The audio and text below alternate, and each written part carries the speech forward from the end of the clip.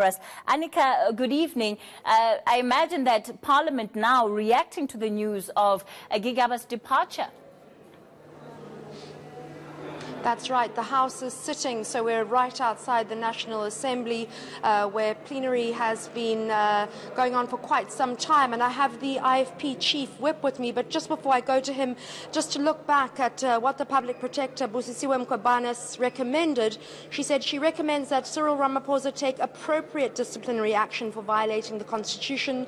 She found he had violated the Constitution and the Executive Ethics Code when he told an untruth under oath that was substantiated.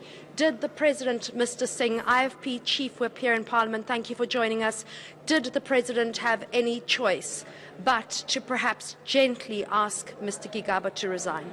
Well, I think former Minister Gigaba has saved the President a lot of embarrassment because the President would have had to act. And it's a pity that these kinds of actions were not taken with previous presidents when the public protector had pronounced on some of them and the things that they did against the Constitution. But as is being said, generally, Minister Gigaba fell on his sword. And there have been too many untruths that has emerged from him in the past 6 months or so, but mainly the Fireblade saga and other issues. So I think he's done the honourable thing by resigning, and the President has been saved the embarrassment. He was also under enormous pressure with deadlines for the President to tell the Speaker tomorrow what disciplinary action he was going to take. That disciplinary action wasn't specific, but with all the pressure of good governance on the President at the moment, perhaps this was the best course of action. Absolutely, it was the best, and I'm sure that the President also brought pressure to bear on him, because if he didn't do that, I don't think Gigaba would have resigned as he did today, because just last week he was saying that he would not resign, and he stands by what he said. So I think the President has done the honourable thing as well. Thank you so much, Mr. Singh. Kathy and Vuyo, please stay with me. I have DA leader Malusi Gigaba joining me. He's just come out of, you've just been in the National Assembly too, haven't you? Have you? Okay. Thank you so much for coming out at such short notice. And it was John Steenhuisen, your Chief Whip, that really referred the matter of Fireblade Aviation and the saga surrounding Malusi Gigaba to the Public Protector. Do you think that was a straw that broke the camel's back, that the President had no choice but to possibly ask Mr. Gigaba to resign? Look, I think what we should never forget is that this is a minister who did profound damage to state-owned enterprises, did profound damage to our tourism industry, which limited people's ability to create work. He certainly damaged our economy by those decisions. And then the Fireblade decision at the end of it demonstrated without doubt that this is an individual who cannot be trusted, who's willing to lie before a court of law, and the courts have found that. This is the right step in eradicating a system of corruption that has ultimately become so pervasive in the ANC. So we welcome his resignation. Are you then on record as actually praising President Cyril Ramaphosa and Malusi Gigaba as Malusi Gigaba? I think what's important to note is that there will be more. There should be more that should follow. I think that Batabile Dlamini, remember we had to take this matter to court. I'd wish that we'd never had to go to a court of law to force the President and to force Gigaba to do the right things, because any court would have found against them. So I'm glad that we're putting pressure and demonstrating that people must make the right decisions. Now more must follow.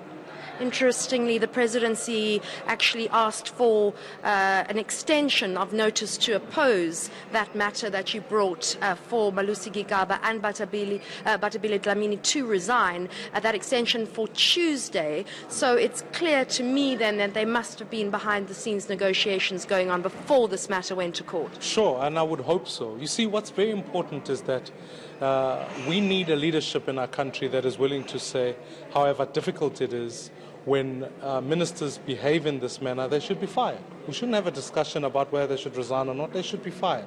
Because we set an example for a generation of leaders who we can say to ultimately that you must put the interests of the Republic first when you're serving, not when you resign.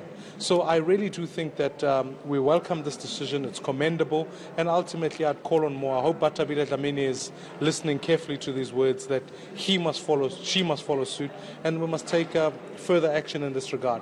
There is a state capture commission that's on the go that's put the ANC on trial. And I think more people would serve the country well by being willing to acknowledge and resign. And whatever all the other issues that Gigaba has committed in the country, criminal prosecutions must continue subsequent to that. As a seasoned politician, Malusi Gigaba has been around for a very long time. He's been, at one stage, he was extremely popular. Do you think he's a comeback kid? Do you think he'll come back and re-enter the political sort of top line? Well, the political waters, once they shut, become a very important thing. I really do think he signals what is absolutely important for South Africa, which is that there isn't a good or a bad ANC. So I think if he were to come back, how would he come back into the same ANC? He'd have to wait until the rot is back on and is on the go for him to come back, because he's part of that faction. So I think what we've got to get to at the end of the day is we need a new generation of leaders who are focused on integrity, who are focused on the future of the country, and to go well. So I do wish him well in whatever else he'll be doing after this. Thank you so much, Mr. Maimane, for joining us this evening. That was DA leader Malusi Maimane and IFP Chief Whip Naren Singh welcoming the decision by He's still Home Affairs Minister. It only becomes effective tomorrow. So let's still call him Home Affairs Minister Malusi Gigaba's decision to resign effective from tomorrow, saying that the President has done the right thing. There have been behind-the-scenes negotiations. But Vuyo and Kathy, watch this space, because I suspect that Minister Gigaba, as we say, we're just calling him Minister until this evening, is going to try and clear his name, because he believes that he has done nothing wrong and he wants this matter cleared in the courts. And, you know, Annika, before I let you go, just on the point of how the minister perceives his role in all of these controversies that he's been involved in. You sat during those midnight proceedings over Fireblade last week. Again, that was yet another example of how the minister simply doesn't see how decisions that have been made in his office and allegedly given the final approval by him, he still doesn't see how 3 courts could have found him guilty of lying. He simply still refutes it.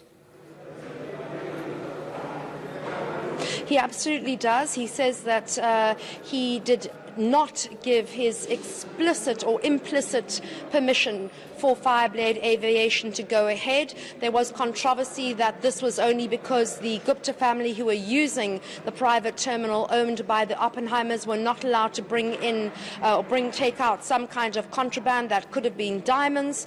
There's also a letter that he used to present to the President last Friday from the Gupta Leaks papers, saying that while President Zuma had given the Fireblade Aviation Terminal the okay, the minister was dragging his heels. So he was using that, but he did not present any of that in court papers, and he did not use that as any evidence when he was asked to respond to the public protector.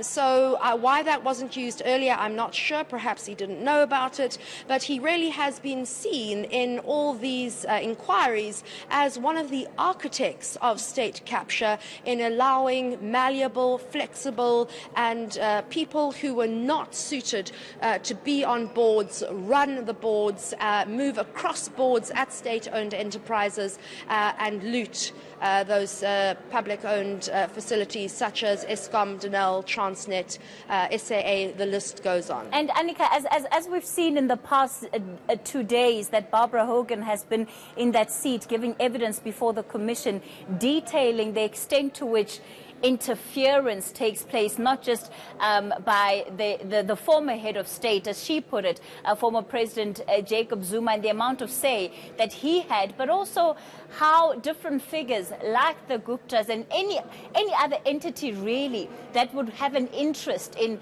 taking over then comes in. And you have somebody such as Malusi Gigaba, who was crucial as Public Enterprises Minister in terms of overseeing those SOEs, acknowledging a relationship with the Gupta, saying he met them at social events, but never once really admitting the extent to which they may have influenced him or the decision-making processes regarding those boards of SOEs. You know what comes up time and time again when you sit in these inquiries before either the Standing Committee on Public Accounts, the Public Enterprises Inquiry, Barbara Hogan yesterday and today, and her evidence is how the state-owned enterprises and the presidency were not running their departments professionally. So you would not have an aide in the room. Minutes were not taken. Formal meetings were not taking place at the union buildings or here at Parliament offices. They were always at the Gupta's house. President Zuma seemed to slide into the room when you least expected it. There is no paper trail. There was very little, and I have to give Minister Gigaba credit for he always coming to testify when he was called before Parliament, but nothing or very little seemed to be able to stick to him, because I think there was always no paper trail. There were orders done through middlemen, and I'm talking now about the Gupta naturalization inquiry too. Minister Gigaba, President Jacob Zuma, he was always just out of reach. There was always the middlemen and the lower officials that are taking the blows and are taking the heat for all the state capture. And those right at the apex of the state capture pyramid, and let's say they're allegations because they haven't been before court yet, are very hard to pin down. All right, let's leave it there for now. Annika Larsen is out in Parliament for us, and she'll continue working